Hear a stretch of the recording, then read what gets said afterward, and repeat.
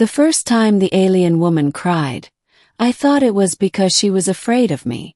That would have made sense. I was a human after all. 6 feet tall in an armored exploration suit, helmet lights cutting through the violet mist of an unfamiliar world. To her, I must have looked like a walking weapon, a predator from the stars. So when her eyes widened and tears spilled down her pale, luminescent cheeks, I instinctively stepped back and raised my hands. It's okay, I said softly, activating the universal translator. I'm not here to hurt you. But she didn't run. She collapsed. I rushed forward just in time to catch her before she hit the crystal-strewn ground. She was lighter than I expected, her body trembling, her sobs silent but violent, like something inside her had finally shattered. And that was the moment I realized something was wrong. Fear didn't look like this. My name is Jonah Reed, xenobiologist attached to the Terran Exploration Corps. I was part of the first human survey team assigned to Elythra 9, a world recently discovered on the fringe of explored space. According to our scans, the planet was rich in biodiversity, low in hostile megafauna, and, most importantly, home to an intelligent alien civilization, the Elythrians. Graceful, semi-luminescent humanoids with a deep-rooted culture and a history that stretched back tens of thousands of years. They were technologically advanced but deeply isolationist. Every attempt at contact before us had been met with silence. Till now. I'd been sent ahead of the main diplomatic party to gather environmental data near one of their border settlements. I wasn't supposed to meet anyone, yet there she was. I carried her to a nearby rock formation, shielding her from the biting wind, and ran a quick scan. No external injuries. Heart rate elevated but stable.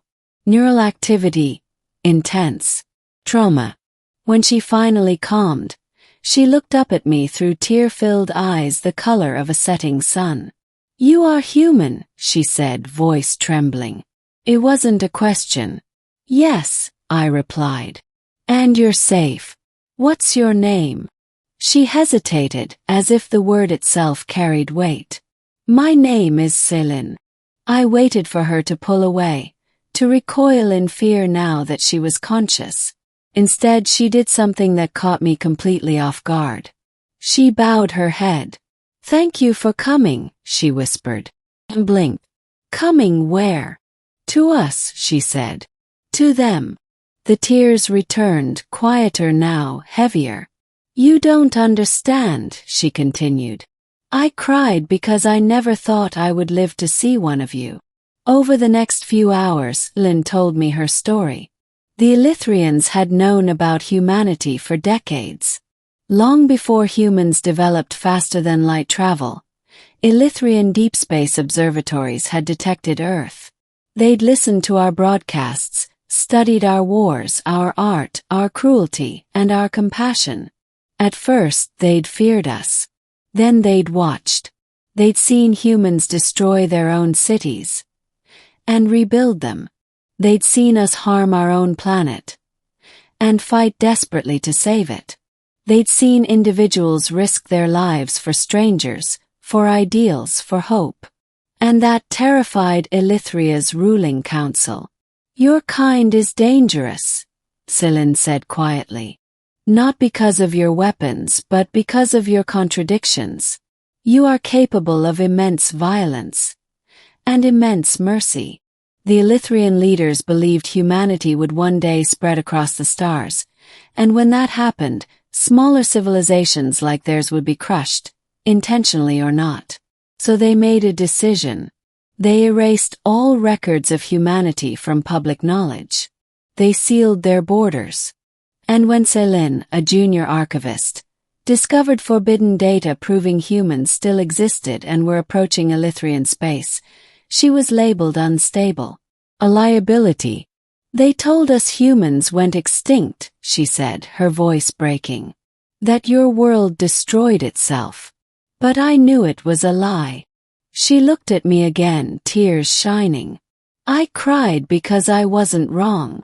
Our conversation was interrupted by a low, resonant hum. Elythrian patrol craft emerged from the mist, their sleek forms gliding effortlessly toward us. Flynn stiffened. "They've come for me," she said. "They won't listen to you. They won't listen to anyone." I stood, placing myself between her and the approaching soldiers. "Then they'll have to listen to me," I said. The soldiers fanned out, weapons raised but not firing. Their commander stepped forward, eyes narrowing as he took me in. "A human," he said flatly. "So the records were incomplete. Or intentionally altered," I replied. "They ordered Lynn to surrender. She didn't move." "She told you the truth," I said. "You were afraid of us, so you chose ignorance." The commander's jaw tightened. "Fear keeps civilizations alive." "Sometimes," I answered. "But lies rot them from the inside." There was a long pause. Then something unexpected happened. The commander lowered his weapon. "We have watched your species," he admitted. "From afar. We know what you are capable of." He nodded. "So do we." Helen stepped forward, her voice steady despite the tears still tracing her face.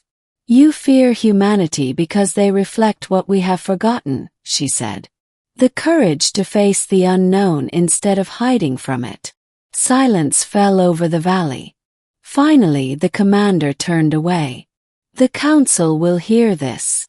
Weeks later, I stood in the central chamber of Elythria's capital, surrounded by beings who had once believed humanity was a myth best buried.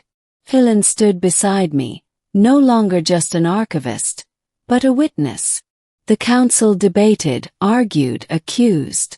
Some demanded humanity be turned away forever. Others argued for preemptive defense. Then Lynn spoke one last time. "They are not perfect," she said. "They are not peaceful. They are not safe." She gestured toward me. "But when I was lost, when I was afraid, when I was alone, a human did not run from me. He did not exploit me. He did not fear me." She met their gazes one by one. He listened. The chamber was silent. In the end, the council voted, not unanimously but decisively. Open contact. Years later, historians would say that first contact between humanity and Elythria began with treaties, trade, and shared technology. They'd be wrong. It began with tears. With an alien woman who cried not because she feared humanity, but because she had hoped for so long that we were better than the lies she'd been told. And with a human who realized that sometimes the most powerful thing you can do in the universe is simply show up and listen.